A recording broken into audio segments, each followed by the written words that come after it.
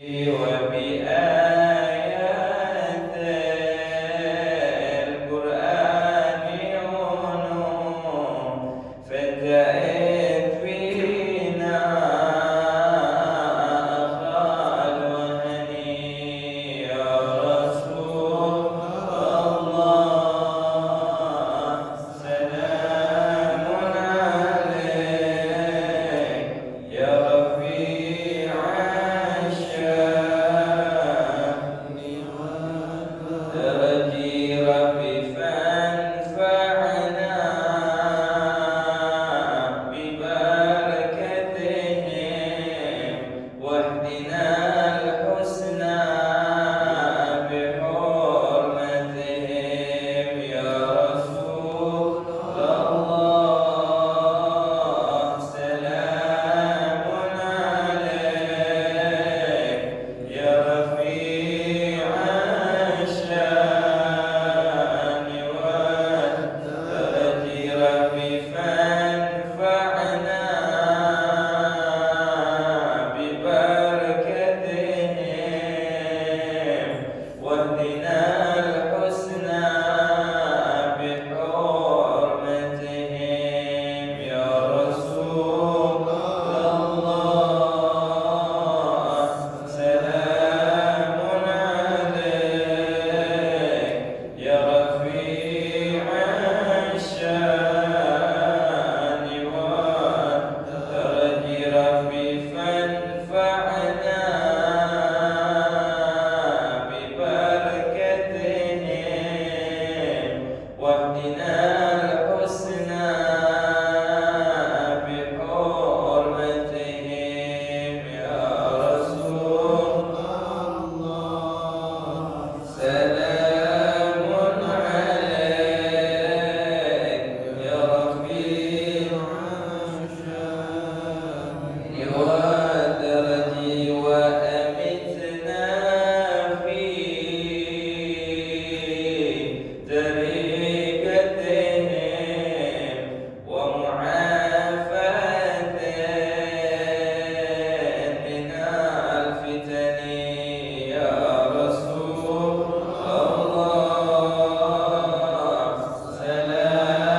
سلام عليك يا رفيع الشأن والدرج اللهم صل وسلم وبارك عليه وعلى آله. السلام عليكم ورحمة الله تعالى وبركاته. الحمد لله رب العالمين وبه نستعين على أمور الدنيا والدين والصلاة والسلام على أشرف الأنبياء والمرسلين سيدنا ومولانا محمد صلى الله عليه وعلى آله وصحبه وسلم أجمعين. اللهم صل وسلم على سيدنا محمد الفاتح لما أغلق والخاتم لما سبق ناصر الحق بالحق والهادي إلى صراطك المستقيم وعلى آله وصحبه حق قدره ومقداره العظيم. رب اشرح لي صدري ويسر لي أمري واحلل عقدة من لساني يفقهوا قولي وسدد به لساني واهدي قلبي بجاه النبي والصحابة والآل. دستور وقوم يا أهل الدرك ويا أهل النور ويا أهل النوبة ويا أهل الحل والعقد سبحانك لا علم لنا إلا ما علمتنا إنك أنت العليم الحكيم وتب علينا إنك أنت التواب الرحيم. أما بعد, alhamdulillah, segala puja serta puji syukur kita panjatkan kehadirat Allah Subhanahu wa taala yang telah memberikan kita ribuan nikmat-Nya, nikmatul Islam, nikmatul iman, kemudian nikmat dijadikan kita sebagai umat Nabi besar Nabi Muhammad sallallahu alaihi wasallam.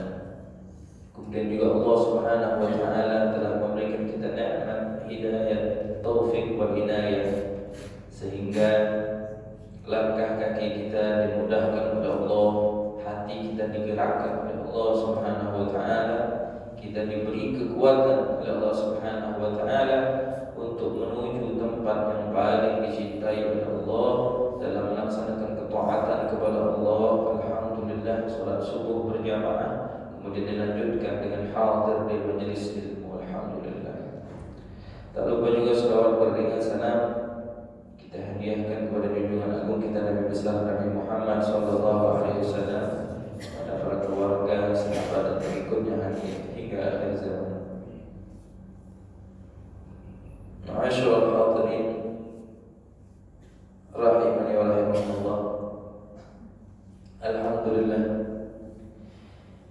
kita masih diberikan oleh Allah Subhanahu wa taala taufiknya sehingga pada pagi yang penuh berkah ini kita dikumpulkan oleh Allah Subhanahu wa taala dalam rangka hadir di majelis ilmu. Alhamdulillah. Terlebih-lebih lagi ini di bulan suci Ramadan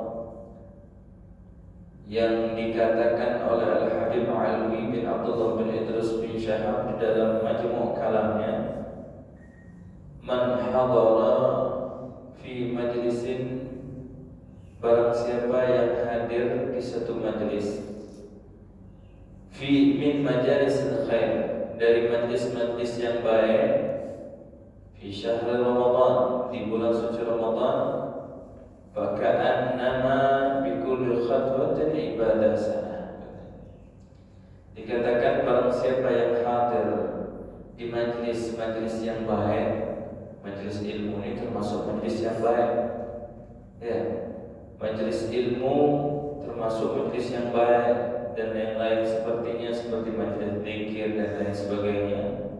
Tapi majlis ilmu ini lebih aula, lebih diutamakan, karena di tempat inilah disebutkannya nama Allah, disebutkan nama Rasulullah, disebutkan para salafus saleh, orang-orang kekasih Allah. Barang siapa yang hadir di majlis yang baik, termasuk majlis ilmu, faka'annama bikulli khatwatin ibadah, maka dianggap ibadahnya seakan-akan setiap satu langkahnya dihitung beribadah kepada Allah Subhanahu wa taala. Setiap satu langkah dihitung beribadah selama alam sana 1000 tahun. Oh, Masya Allah. Ya, ini bulan suci Ramadan ini, ya, jangan sampai justru di bulan suci Ramadan kita libur majelis taklim, ya. Justru di bulan suci Ramadan itu kita lebih bersemangat lagi hadir di majelis ilmu. Alhamdulillah. Ya, kita lihat, Masya Allah, ya, semangatnya Masya Allah hadir di majelis ilmu, ibu-ibunya juga Alhamdulillah. Ya, semoga Allah Subhanahu wa taala ya mencatat semua langkah kaki kita. Ya, mungkin yang tadi naik motor, Ustaz, mana langkah kaki? Naik motor kami, naik mobil, setiap putaran rodanya, ya, setiap putaran rodanya, maka Allah Subhanahu wa taala mencatat pahala bagi mereka. Alhamdulillah. Ya. Ya. Bismillahirrahmanirrahim. Mungkin di sini kita akan sedikit bertabarukan, ya, minta berkahnya. Kita akan membaca kitab Al-Wajiz, Al-Wajiz fi Ahkamis Siyam, yang dikarang oleh Syekh Abdullah Al-Habib Abdullah bin Mahfud Al-Haddad. Beliau ini, ya, terkenal adalah salah satu dari murid Al-Habib Abdullah bin Umar Asy-Syatili. Ayahnya dari Habib Salim, ayahnya dari Al-Habib Hasan bin Abdullah Asy-Syatili. Nama kitabnya Al-Wajiz fi Ahkamis Siyam. Mungkin karena ini bulan suci Ramadan, bulan puasa, jadi bertepatan kita sedikit bertabarukan untuk membaca kitab ini. Bismillahirrahmanirrahim. Alhamdulillahirabbil alamin, wassalatu wassalamu ala asyrafil anbiya'i wal mursalin wa khataman nabiyyin sayyidina Muhammadin wa ala alihi al-mayyamin wa ashabihi al-muhtadin. Ya, beliau Al-Habib Syekh Abdullah bin Mahfud Al-Haddad, ya, memulai karangan kitabnya dengan membaca Bismillahirrahmanirrahim, ya, dengan menyebut nama Allah yang Maha Pengasih lagi Maha Penyayang. Ya. Setiap para musannif, ya, setiap para pengarang kitab itu pasti memulai qiraat kitabnya dengan membaca Bismillahirrahmanirrahim, kemudian dilanjutkan dengan Alhamdulillahirabbil alamin. Karena iktidaan bi kitabillah wa amalan bi hadits Rasulullah sallallahu alaihi wasallam. Karena mereka mengikuti kitab-kitabnya Allah Subhanahu wa taala seperti Al-Qur'anul Karim. Itu dimulai dengan Bismillahirrahmanirrahim, kemudian dilanjutkan Alhamdulillahirabbil alamin.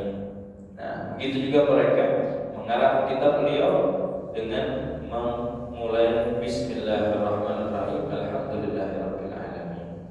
Nah, jadi dalam Bismillah ini terdapat beberapa hukum. Ya, kita mengucapkan Bismillah ini ada 5 hukumnya. Yang pertama apa? Yang pertama, hukum Bismillah itu bisa menjadi wajib ketika apa?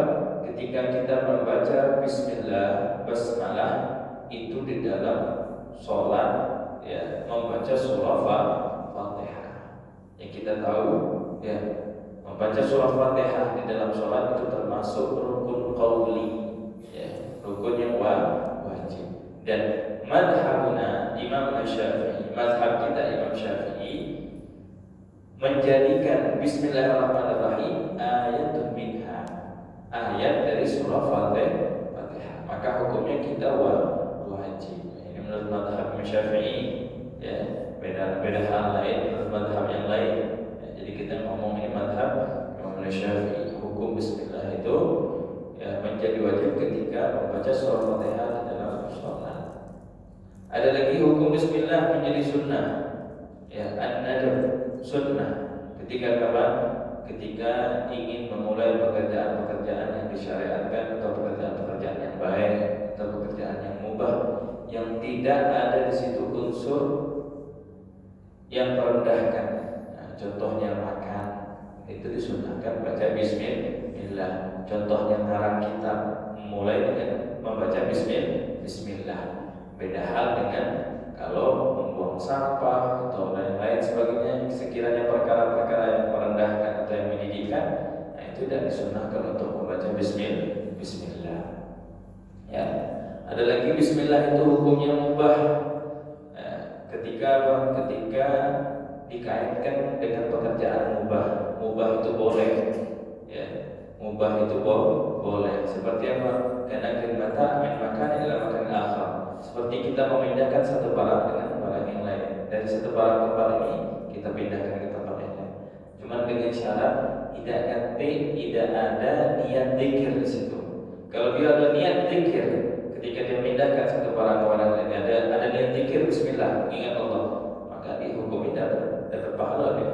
Tapi kalau tidak ada niat, ya, dia tidak ada niat zikir di situ, cuma Bismillah, terus dia dikaitkan dengan pekerjaan mubah di situ, dia hukum Bismillah di situ hukumnya mubah. Ada lagi hukum Bismillah menjadi makruh. Nah, hukum Bismillah menjadi makruh. Ketika apa? Ketika kita melakukan pekerjaan yang dimakruhkan secara dzatnya. Jadi makruh ini terbagi menjadi 2. Ada makruh li dzatih, ada makruh li arti. Makruh itu sesuatu perkara yang kalau kita lakukan tidak apa-apa, ya. Kalau kita tinggalkan, kita mendapatkan pahala. Nah, contohnya apa? Ada makruh itu li dzatih, makruh secara dzatnya, sudah dzatnya ada makruh. Contohnya apa? Nadhar aurat nafsi, dia melihat auratnya sendiri. Nah, ketika kita sendiri, ya, kita lihat aurat kita sendiri, hukumnya itu makruh tidak, secara dzatnya makruh. Hukumnya makruh ketika seseorang melihat auratnya sendiri, bighairi hajah, tanpa hajat. Dilihat auratnya sendiri, hukumnya makruh. Sebelum dia melihat aurat sendiri, dia mulai dengan Bismillahirrahmanirrahim, lihat auratnya. Hukum baca Bismillah itu hukumnya makruh, bukan dapat pahala, bukan. Ya. Terus apa lagi contoh makruh lidatih? Contoh makruh lidatih ialah natfu syekh, mencabut uban.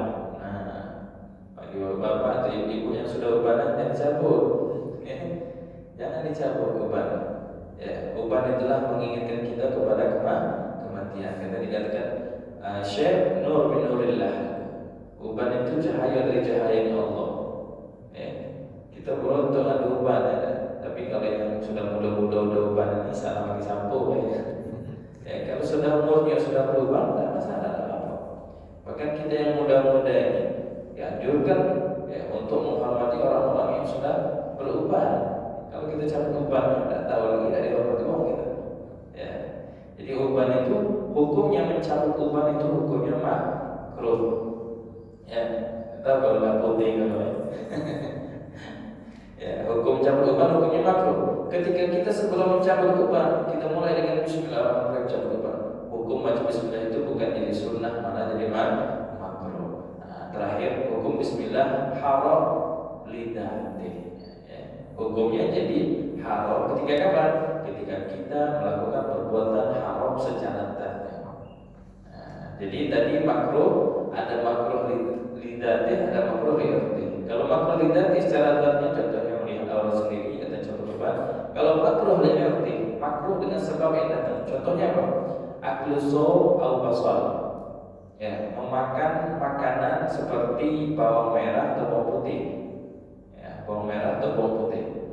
Kalau bisa membuat mulut kita ini bau, ya, nah ini hukumnya jadi makruh. Ya, kalau bisa membuat mulut kita bau, karena ada sebab yang datang. Ya, karena ada sebab yang datang. Kalau bisa membuat mulut kita bau yang kita makan, maka hukumnya makruh li'irti. Nah, adapun hukum bismillah menjadi haram ketika kapan? Ketika kita melakukan perbuatan yang diharamkan secara dzat. Contohnya apa? Syaribul khamar. Kita minum minuman keras. Ya, ada minuman keras di sini. Baca bismillah dulu sebelum minum. Bismillahirrahmanirrahim. Maka hukum membaca bismillah di situ bukan mendapat pahala, malah menyebabkan dosa. Karena apa? Karena hukum bismillah tersebut ya dikaitkan dengan perbuatan yang sebelum itu dia lakukan. Ya. Ini haram lidati. Ada lagi haram li'irti. Nah, haram li'irti ini apa? Haram dengan sebab yang datang. Ada sebabnya. Contohnya apa? Contohnya misalnya ada buah di sini, buah apel atau buah pisang. Itu secara dzatnya tidak haram. Tetapi berhubung apelnya tadi dia boleh dapat dari tetangga sebelah, ya, juluk, nyampak apel makan tanpa izin dimakan sama dia. Nah, hukumnya ini haram secara erotik, ada sebabnya. Karena ini hak milik orang lain. Bagaimana hukum baca bismillah tersebut? Hukumnya tetap dianjurkan untuk baca bismillah. Jadi bismillah ini ya tidak berlaku sama yang secara dzatnya baik. Contohnya lagi air. Kita punya air masuk, air punya orang lain. Kita tidak ada izin di situ. Terus kita mau wudu. Dalam wudu itu kita disunahkan untuk membaca bismillah. Apakah tetap kita disunahkan membaca bismillah? Ya, terhadap air yang bukan hak milik kita, tetap kita disunahkan membaca bismillah. Kenapa? Karena air tersebut haram hukumnya, cuma bukan la lidati, walakin li'irti, tetapi secara irti ada sebab yang datang, bukan zatnya itu air haram. Jadi tetap dia disunahkan untuk membaca bismillah di dalam berwudu. Ya, jadi faedah bismillahirrahmanirrahim ini sangatlah besar. Ya, sangatlah besar faedah bismillahirrahmanirrahim ini. Sampai diceritakan ada satu kisah. Ya, ada seorang penceramah, guru lagi majelis taklim. Ya, dia bilang sama murid-muridnya, ya talamizi katanya, perhatikan wahai murid-muridku, ketika engkau membaca bismillahirrahmanirrahim dengan penuh keyakinan, semua hal-hal yang engkau inginkan itu tidak mungkin terjadi bisa terjadi. Contohnya engkau bisa berjalan di atas air, engkau bisa terbang di atas udara. Ini gurunya yang ngomongin majelis itu. Ada satu jamaah yang duduk hadir di majelis tersebut, dia mendengar dengan khusyuk dan penuh keyakinan.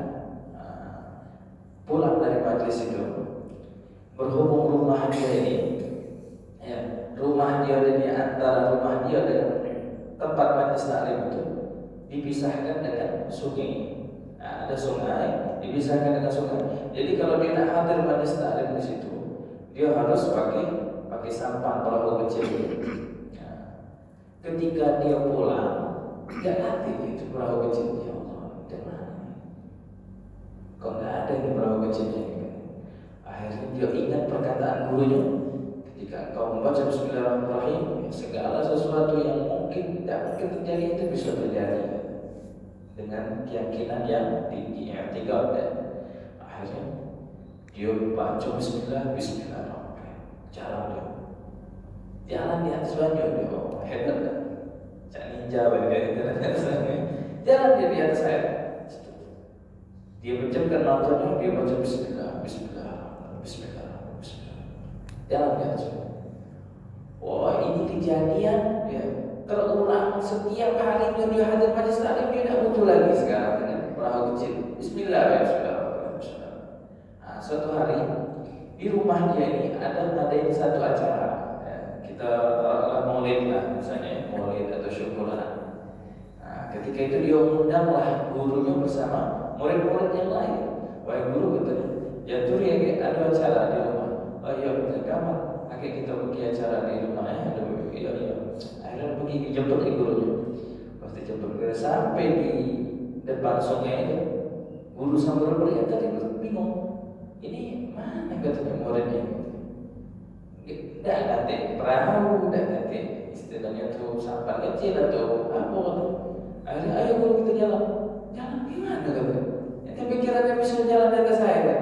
Ya Allah guru katanya, apa yang kau ajarkan kemarin yang aku dengar katanya, cukup membaca Bismillah kau bisa jalan atas air. Wah ini gurunya bingung, kaget wah ini murid melebihi guru kayaknya ilmunya ini katanya. Ya, karena apa? Kuncinya i'tikad, keyakinan. Ya, dengan i'tikad, dengan keyakinan itu bisa menaikkan derajat seorang hamba itu dengan cepat. Kita kadang tidak menutup kemungkinan yang mungkin duduk di pojokan situ sambil ngantuk-ngantuk. Mungkin di saat dia dengar itu dia penuh keyakinan, dia amalkan jadi. Ya, akhirnya guru tadi mendengar muridnya tiap hari jalan di atas air dengan baca Bismillah. Sudah nggak usah belajar lagi kau. Ya, kan nggak usah belajar lagi udah ilmu itu sudah ada. Nah ini ya faedah dari membaca Bismillahirrahmanirrahim. Ya, bahkan dikatakan juga ada satu cerita ada ibu-ibu di belakangnya ada tepatnya. Ya, ada ibu-ibu di belakangnya dia ada satu suami istri, pasangan suami istri. Ibunya ini, istrinya ini setiap mau melakukan sesuatu pasti baca Bismillahirrahmanirrahim. Nah berhubung suaminya ini jarang hadir majelis taklim, ya, jadi tidak tahu ya faedah Bismillahirrahmanirrahim itu, masya Allah, tidak tahu. Nah jadi suaminya ini ya karena mendengar istrinya setiap melakukan sesuatu hal pasti ngomong Bismillah, risih jadi suaminya ini risih. Jadilah baik. Ngomong Bismillah terus sekali jadilah. Tidak apa. Bismillah ini masya Allah bagus faedahnya. Kata suami tadi. Akhirnya diceknya, ditesnya. Nah ini kata, aku ada satu jauharah itu mutiara. Ada yang ini ceritakan lagi itu ada emas. Ini ada. Kisah ini ada di dalam kitab Nawadir al-Ghalyubi. Nah, tapi kadang dikisahkan dalam acara-acara di TV. Akhirnya suami tadi nitipkan emas atau jauharah mutiara, titipkan ini enggak simpan ini di lemari itu dia. Akhirnya sama istri tadi dibaca Bismillahirrahmanirrahim, ya dibuka lemari Bismillahirrahmanirrahim, ditaruh itu jauharah mutiara Bismillahirrahmanirrahim, ditutup lagi lemari Bismillahirrahmanirrahim. Temannya udah Bismillah sekali banget, tidak kan Bismillah masya Allah. Ketika istrinya tidak ada di rumah, diambil itu jauharah, diambil itu mutiara, dilempar ke kolam. Kalau kita sayang ya, mutiara lempar ke kolam, mikir-mikir dulu. Dilempar ke kolam itu mutiara, ya, dilempar ke kolam. Keesokan harinya dia memanggil istrinya, ayo wahai istriku, iya kan, ambilkan mutiara yang kemarin aku titipkan. Ketika dia si istri tadi mengambil mutiara tersebut, sebelum buka di lemari itu Bismillahirrahmanirrahim. Ketika itu Allah Subhanahu wa taala memerintahkan malaikat Jibril, ya Jibril, kau ambil mutiara yang ada di dalam kolam itu. Diambil malaikat Jibril, Rabbi kemarin pasti juga ada. Si istri dia tidak tahu kalau mutiara itu sudah dibuang. Ketika itu buka Bismillahirrahmanirrahim, diambil Bismillahirrahmanirrahim, tutup lagi, diberikan sama suami.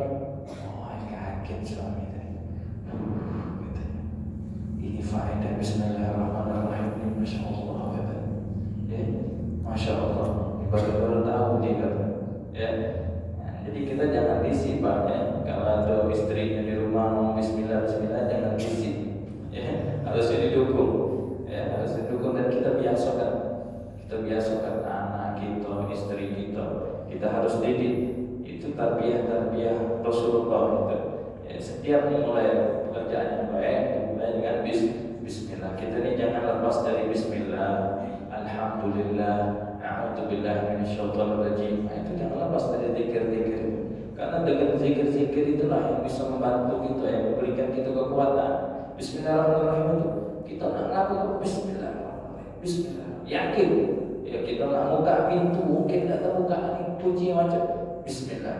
Nah, itu para salafus saleh ya, ketika mereka melakukan perbuatan apa Bismillahirrahmanirrahim, tidak bisa ya Rabbi shalli ala Muhammad waftah minal khairi kullahu ya. Dengan bawa Maulid Nabi Habsyi. Semoga Allah SWT memberikan salawat dan salam kepada Nabi Muhammad. Waftah minal khairi kullahu, bukakan segala sesuatu dari kebaikan, sesuatu yang terkunci bukakan. Oh, seluruh tak terbuka. Ya, jadi itu faedah Bismillahirrahmanirrahim. Nah, kemudian dilanjutkan dengan Alhamdulillahirabbil alamin. Ya, ini hadis, amalan di hadis di Rasulullah, kullu amrin tibal la yubda'u fihi bismillah. Ada lagi hadis lain, kullu amrin tibal ya la yubda'u bilhamdulillah fahuwa aqta wa qila fahuwa aqta wa qila fahuwa ajza. Barang siapa yang memulai suatu pekerjaan yang baik tetapi tidak dimulai dengan bismillah, tidak dimulai dengan alhamdulillah, maka pekerjaan tersebut terputus. Maknanya di sini apa? Galilul barakah, sedikit mendapatkan keberkahan. Jadi ketika kita memulai pekerjaan itu dengan Bismillahirrahmanirrahim, Alhamdulillahirabbil alamin, ini ya akan mendapatkan keberkahan di sisi Allah Subhanahu wa taala.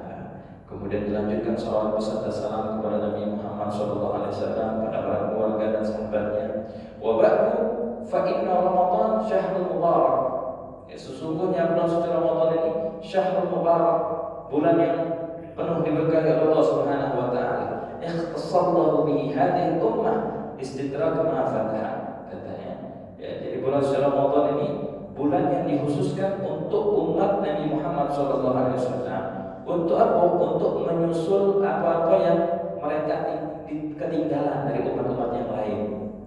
Faqad kanat a'marul umam sabiqah tawilah. Dulu umat-umat terdahulu ya umurnya itu umurnya tua-tua sampai ratusan tahun. Walau fiha amal ala qadri tuli tilkal amal. Dan mereka juga punya amalan-amalan yang banyak. Kama haqqallahu an qaumin annahu alaihi salatu wassalam maka fihi al-fasana ila 50 aman. Ya, sebagaimana dihikayatkan Allah Subhanahu wa taala, kaumnya Nabi Nuh. Ya, Nabi Nuh alaihi salam itu berdakwah ya alif sana ila 50 aman. 1000 kurang 50 tahun. Berarti berapa? 950 tahun. Ya, belum umat-umatnya, belum kaumnya, ada ratusan tahun menurut mereka. Wa kanat hadhihi ummah aqsar a'maran. Nah, tetapi katanya umatnya Nabi Muhammad ya, kita orang ini itu tidak jauh dari baina 50 wa 60 wa 70. Nah, itu pun kalau lebih dari 70 itu bonus. Tidak jauh dari 50, 60 sudah meninggal ya. Fa'atahumullah Ramadan. Akhirnya Allah Subhanahu wa taala memberikan bulan suci Ramadan. Wa dha'afa fihi lahumul hasanat mudha'afat katsira. Dan Allah Subhanahu wa taala melipat gandakan kebaikan-kebaikan mereka ya dengan berlipat-lipat ganda yang banyak. Wa ja'ala fihi lailatul qadar allati hiya khairun min alf syahr. Kemudian Allah Subhanahu wa taala Taala menjadikan di dalam bulan suci Ramadan tersebut ada malam Lailatul Qadar, ya, malam yang Lailatul Qadar yang lebih baik dibanding 1000 bulan. Kapan itu terjadi malam Lailatul Qadar? Akhfaha fi Ramadan kulli. Allah Subhanahu wa taala sengaja menyembunyikan malam Lailatul Qadar. Supaya apa? Liyughriyahum bil iktsar min al khairat bi syahr. Supaya kita ini ya mujahadah. Kita ini berusaha setiap malamnya ya, untuk melakukan ketaatan kepada Allah Subhanahu wa taala. Supaya apa? Supaya kita bermujahadah terus setiap malam, setiap siang ya, kita membaca Al-Qur'an, kita sholat sunnah yang banyak, kita baca salawat yang banyak. Ja'at hadhihi al-ma'ani fi hadits rawahu Imam Malik fi Muwatta. Katanya hadis ini ya datang maknanya di dalam yang perawinya Imam Malik di dalam kitab Muwatta. Dikatakan man shoma Ramadan imanan wa ihtisaban ghufira lahu ma taqaddama min dzambih. Barang siapa yang berpuasa pada bulan suci Ramadan dengan keyakinan dan rasa keikhlasan, maka Allah Subhanahu wa taala akan mengampuni dosa-dosanya yang telah lalu. Wa fi riwayat Qutaibah wa man ta'akhkhar. Ada lagi riwayat dari Qutaibah ya. Fi riwayat Qutaibah wa man ta'akhkhar. Dosa-dosa yang akan datang juga diampuni oleh Allah Subhanahu wa taala. Nah, ini ulama menafsirkan dosa-dosa yang akan datang itu diampuni maksudnya apa? Maksudnya mereka ini akan dijaga oleh Allah Subhanahu wa taala untuk tidak bermaksiat kepada Allah Subhanahu wa taala. Ada lagi yang mengartikan meskipun mereka ini bermaksiat kepada Allah, maka Allah Subhanahu wa taala langsung memberikan taufik sehingga mereka bertaubat kepada Allah Subhanahu wa taala. Nah, dikatakan juga di dalam bulan suci Ramadan tuftah abwabul jannah, ya, terbukanya pintu-pintu surga, wa tughlaq abwabul jahim, tertutupnya, terkuncinya pintu-pintu neraka, wa taghullul mardah min syayatin, dibelenggunya syaitan. Ya. Nah, ini fadilah ya, keutamaan di bulan suci Ramadan. Sampai dikatakan hadis riwayat Ibnu Hibban, gada Salman, sahabat Rasulullah SAW ini pernah bilang, Salman khatabana Rasulullah SAW di akhir yaum Sya'ban. Jadi suatu hari Rasulullah SAW mengumpulkan para sahabatnya di akhir bulan Sya'ban. Faqala ayyuhan nas, wahai manusia, faqad atalakum syahrun 'azim mubarak. Nanti kalian akan menemui bulan yang penuh berkah, bulan yang agung yang penuh berkah. Syahrun fihi lailatul khairun alfi syahr. Jadi sebelum masuk bulan Ramadan, para sahabat itu dikumpulkan oleh Rasulullah. Ya, dibilang ini nanti besok-besok kalian ini akan mendapatkan satu bulan yang penuh berkah, bulan yang mana di malam di situ ada malam Lailatul Qadar yang lebih baik dibanding 1000 bulan. Syahrun ja'alallahu siyamahu fardhan, bulan yang di mana Allah Subhanahu wa taala menjadikan puasa pada bulan tersebut hukumnya wajib. Wa qiyamul lailihi tatawwu'an, dan mendirikan malam di dalam bulan tersebut hukumnya sunnah. Man taqarraba fihi bi khaslatin min al-khair kana kama kana fardhan fi ma siwa. Barang siapa yang melakukan amalan-amalan ibadah sunnah yang dari kebaikan, maka Allah Subhanahu wa taala akan menjadikan pahala wajib. Wa man adda fardatan fi, barang siapa yang melakukan amalan kewajiban, maka Allah Subhanahu wa taala akan melipat gandakan sampai 70 kali lipat selain di bulan suci Ramadan. Ya, kalau selain bulan suci Ramadan, ya, ini di bulan suci Ramadan Allah Subhanahu wa taala lipat gandakan. Ya, makanya para salafus saleh termasuk guru kita Habib Salim dan Allah Syadri itu mengajarkan ya, kalau sholat tarawih, sunat tarawih itu digabungkan dengan sholat sunat awabi. Kalau sholat atau sholat sunat ghaflah dalam kitab, ya digabungkan. Jadi usul sunat tarawih wal awabi, ya. Supaya apa? Supaya mendapatkan pahala yang lebih banyak lagi. Karena sholat sunat awabi itu aktsaruha 20 rakaat, 20 rakaat. Kalau di sini berapa rakaat? 20, masyaallah. Semangat ya. 20 rakaat wajib, harusnya 20. Ya. Tapi sebagian ada tempat yang 8 rakaat, dan itu masalah. Ya, jadi masalah itu yang tidak sholat, ya. Tidak sholat, itu masalah. 20 rakaat aja, 8 rakaat aja.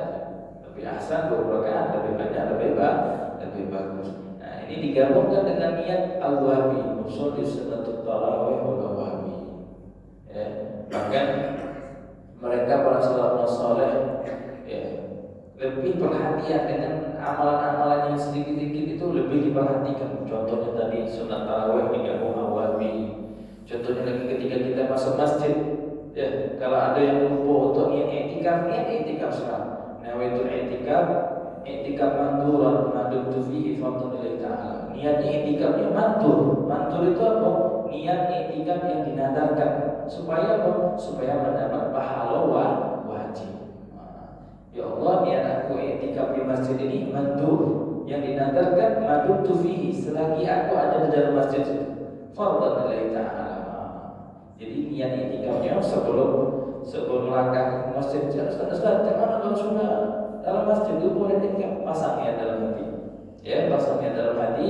Kita niatkan i'tikaf mandur. Ya, i'tikaf yang dinadarkan supaya pahalanya wajib.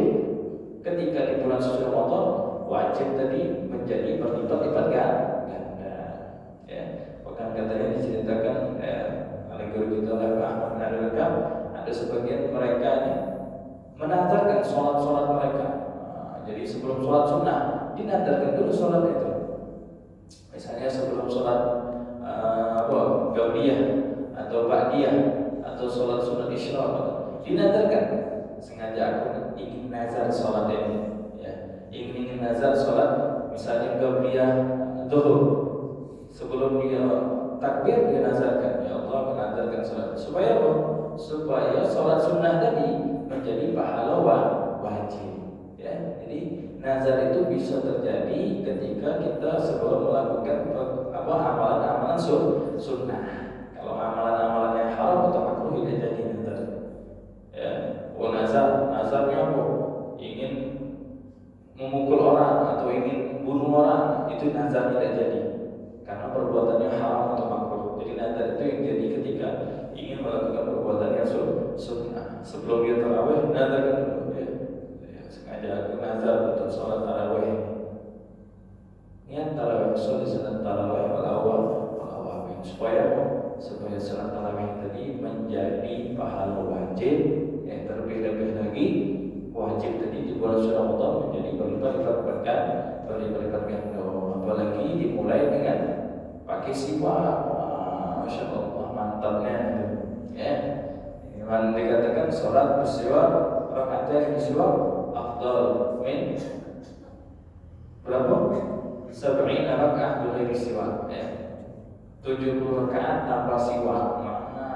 Sudah pakai siwak, sudah niatnya digabung dengan al-wahabi, sudah dinadarkan di masjid pula. Masya Allah. Ya, jadi mendapatkan pahala yang begitu banyak, luar biasa. Ya, dalam bulan Ramadan juga dikenal dengan syahrus sabr, bulannya penuh dengan kesabaran. Maksudnya kita dilatih untuk bersabar menahan rasa lapar, bersabar menahan rasa haus, bersabar untuk menahan rasa emosi. Ya, ini biasa bulan puasa. Bulan puasa ini ada yang mancing emosi, ada yang ngajak ribut, ada yang ngajak ini. Kita katakan kepada mereka ini shahid. Ya, kalau ada orang yang ngatain kita, ada orang yang mancing emosi kita katakan ini shahid. Maksudnya aku berpuasa. Bahkan dijelaskan ini shahid. Jelaskan, ya, tegaskan ini shahid. Sungguhnya aku berpuasa. Apa? Sudah benar. Kemudian man fattara fi sha'iman kana maghfiratan lidzunubihi. Di sini juga barang siapa yang memberikan puasa, memberikan berbukuan buat orang yang puasa, maka dia akan mendapatkan pahala wa kana lahu mithlu ajri min ghairi an yanqusa min ajri syai'. Ya, dia akan mendapatkan pahala uang yang berbuka puasa tersebut. Nah, jadi penting ya, kalau kita ada rezeki dikit, kita sumbangkan ya buat masjid, apalagi masjid tersebut mengadakan takjil. Kita kalau lihat di negara-negara luar itu ya, ketika kita kemarin pulang dari Hadramut lewat Oman, itu di Oman setiap masjid itu ngadakan buku bukan sekedar takjil, makan, emang benar-benar makan. daging, kambing, susu. Satu masjid itu bisa nyampe ribuan orang kan? Dijamu sama mereka orang itu. Bahkan ada satu tempat itu kita dijamu itu secara kayak di bakso, kira kita dibegal di tengah-tengah jalan. Kira ini apa ini? Sudah makan, bubur dulu. Nah, ini karena orang, karena mereka itu tahu fadilah, keutamaan, pahala bagi orang yang memberikan berbuka pada orang yang berpuasa. Bahkan di Hadramut itu ketika takjil, ketika berbuka puasa itu, mereka itu ngambil kurma itu bukan dibagikan, bukan. Kadang ngambil dari ujung sini, dari situ ujung sini. Ngambil kurma itu dikasih ke sampingnya dikasihkan lagi ke sampingnya dikasih supaya mereka itu mendapatkan pahala orang-orang yang berpuasa. Jadi misalnya dari ujung ini taruhlah dia ngasih ini, ini berkah kurma, ini berkah ini supaya padahal kalau kita pikir sama ini kan tidak sama kurma masjid juga ini. Ketika dia mengambil itu sudah menjadi haknya. Ketika menjadi haknya, dia kasih ke teman samping ini, jual lagi samping. Kita pikir, apa ini cara-cara? Rupanya ini. Bahkan orang-orang tuanya yang di sana tuh, ketika bagiin kopinya itu, kita ambil ini, biar kita yang ambil, kita bagikan kopi. Bahkan ajar kan? Anak pengen pahala dari Allah ya. Tua ini, sudah tua. Bagi kita bungkuk, bagi kita kopi tadi. Karena mereka tahu, ya. Karena mereka tahu pahala bagi orang yang memberikan berbuka bagi orang yang berpuasa itu mendapatkan pahala orang yang berbuka puasa tadi. Min ghairi an yanqus, tanpa mengurangi sedikit pun. Ya, mungkin sedikit yang bisa Al-Fakir sampaikan, insyaallah bisa bermanfaat bagi teman-teman sekalian. Ya, wabil khusus kepada Al-Fakir. Wabillahi taufiq wal hidayah. Assalamualaikum warahmatullahi wabarakatuh.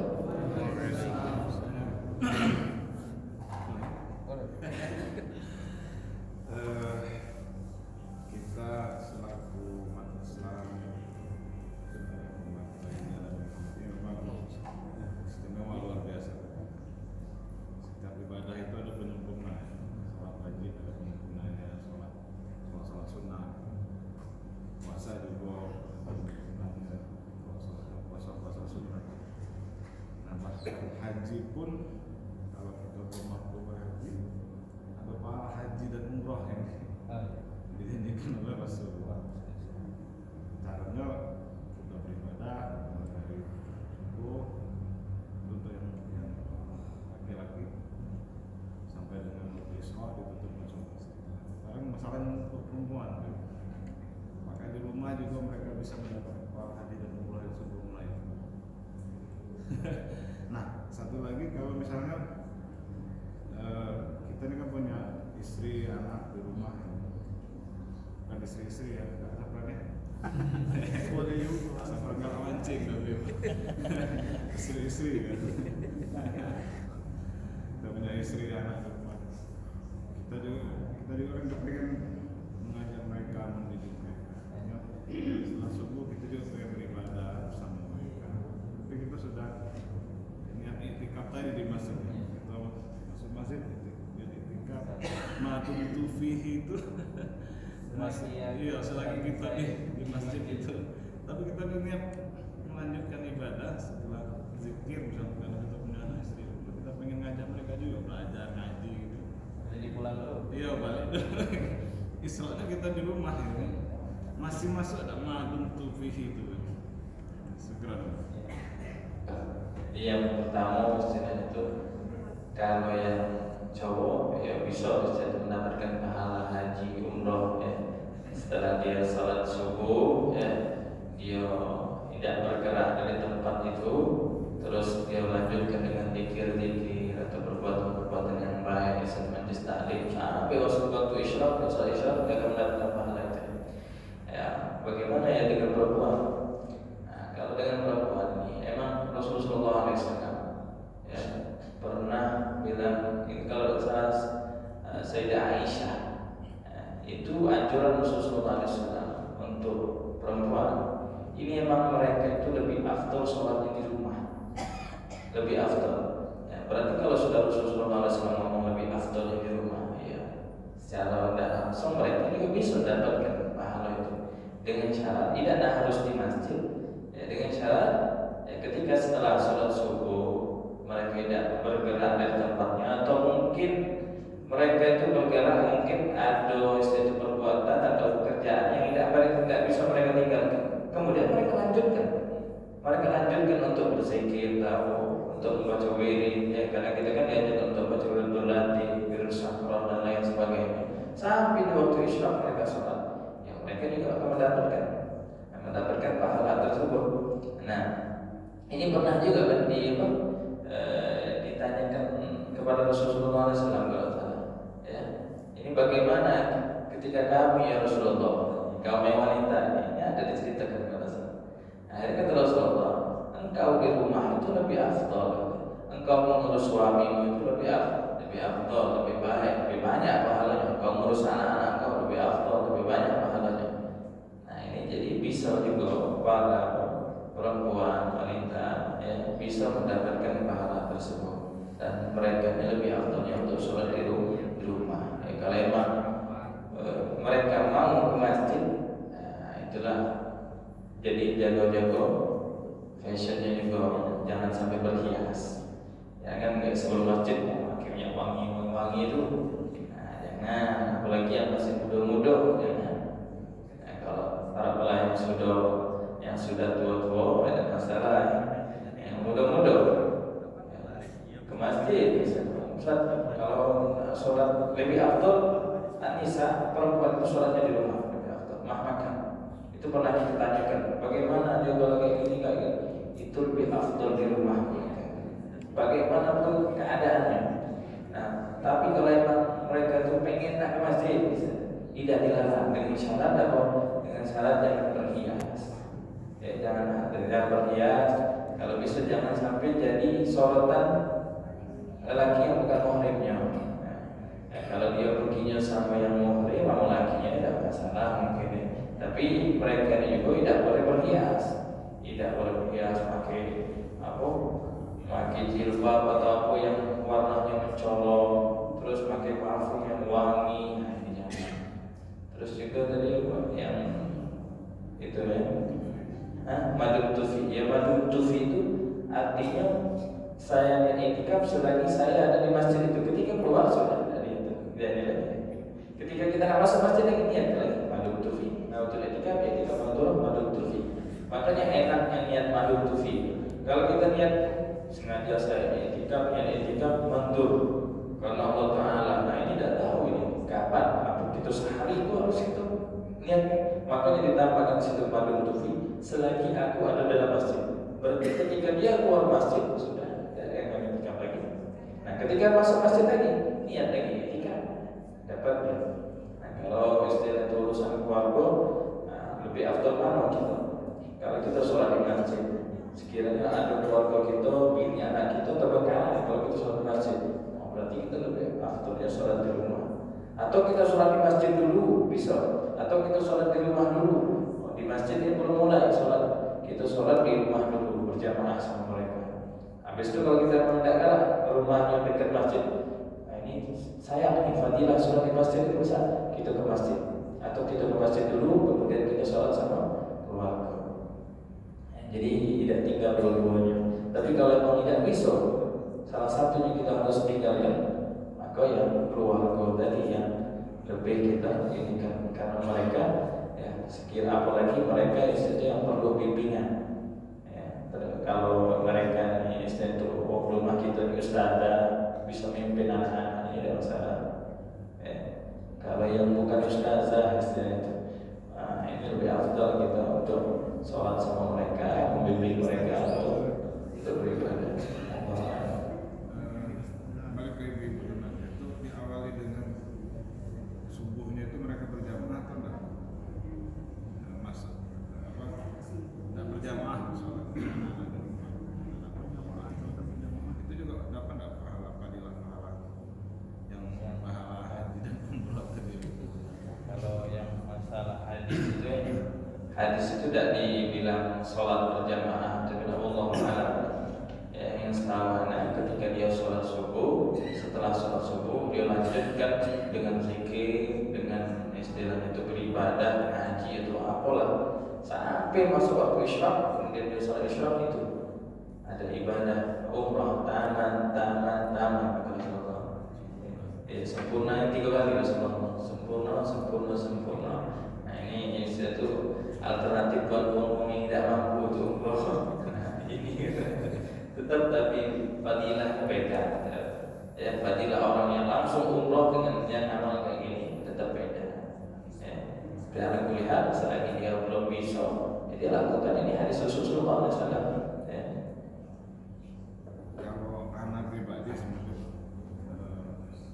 menganjurkan anak perempuan istri di rumah itu hanya masih itu kalau ada takdir, karena kita ini kan tidak punya ilmu yang cukup untuk mendidik mereka gitu. Jadi kalau ada taklim, kalau misalnya Ramadan ini kan tarawih gitu ya, ya benar karena ya tarawih itu hanya ada di Ramadan kan, kita mesti. Tapi selain itu memang afdalnya memang istri dan anak itu di rumah. Masalah taklim buat perempuan, si suami itu tidak boleh dia melarang istrinya untuk taklim dengan syarat satu. Suami tadi boleh dia melarang istri anaknya untuk hadir majelis taklim dengan syarat suaminya alim, orang yang berilmu. Kalau dia bisa mengajarkan istri anaknya, nah ini dia ada hak untuk melarang istri sama anaknya untuk keluar rumah belajar ilmu.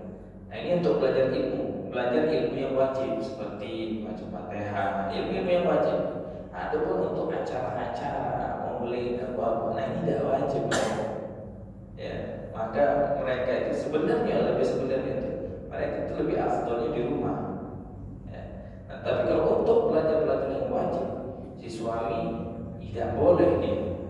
Apalagi suami tidak bisa mengajarkan istri anaknya, tidak boleh dia melarang istri anaknya untuk belajar di luar rumah.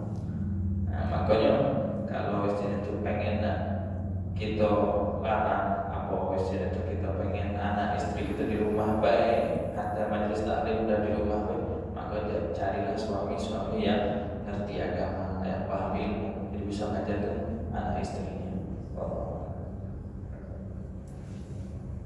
Ada lagi? Ya. Ada. Ya.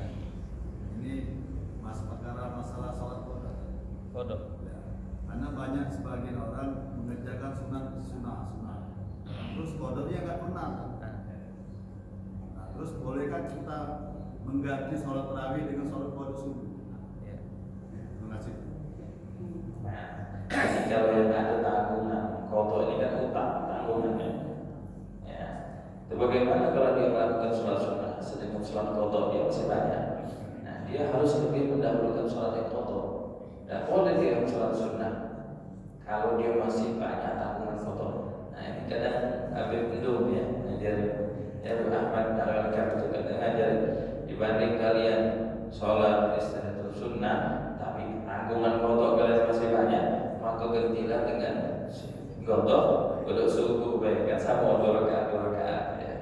Jadi imamnya niat tarawih, yang makmumnya kodok subuh. Jadi tidak sholatnya tadi sholatnya ya, karena sholatnya tadi nautom, urutan sholatnya rakaat tidak berbeda, 2 rakaat sama-sama. Nah, dibanding dia melakukan sholat sunnah, dia mendahulukan yang sunnah dibanding yang wajib, maka kodok ini kan wajib, tanggungan utang kita sama Allah Subhanahu Wa Taala. Ini hukumnya wajib, ya hukumnya wajib. Makanya diceritakan yang ada di kitab Faidul Mukhtar itu ceritakan ada satu pemuda, dia ini sering sholatnya bolong-bolong. Nah, ketika masuk bulan puasa dikodok seluruhnya semua dia sholat yang pernah dia tinggalkan tadi, dikodok kalau seluruhnya sama dia. Nah, ini karena dia manfaatkan bulan Ramadan ini. Jarang-jarang mana sholat 2 rakaat katanya dibandingkan ini lemah anak bayar utang dulu. Nah, karena utang ini wajib hukumnya, boleh utang sama Allah. Wajib bertanya insya Allah. Dan kodok itu tidak sesuai dengan waktunya. Ya, benar. Ya, kalau kita mau pada zuhur bisa kita lakukan di Iya. saat malam. Qadha itu tidak terikat dengan waktu. Jadi qadha itu kapan masuk waktu sholat qadha? Ketika dia ingat, ada pernah meninggalkan sholat, masuk untuk qadha. Kapan dia pengen nak sholat qadha? Kapan dari waktu? Dia nak sholat qadha zuhur di waktu subuh, nak sholat qadha asar di waktu maghrib, terserah. Waktunya tidak terikat. Selagi dia ingat dia pernah tinggalkan sholat, maka masuklah waktu qadha tersebut. Ada lagi? Ya? Kalau lagi Pak, mumpung Ada? Cukup. Gawe. Nggak begawe.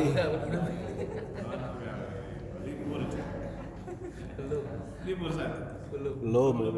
Belum.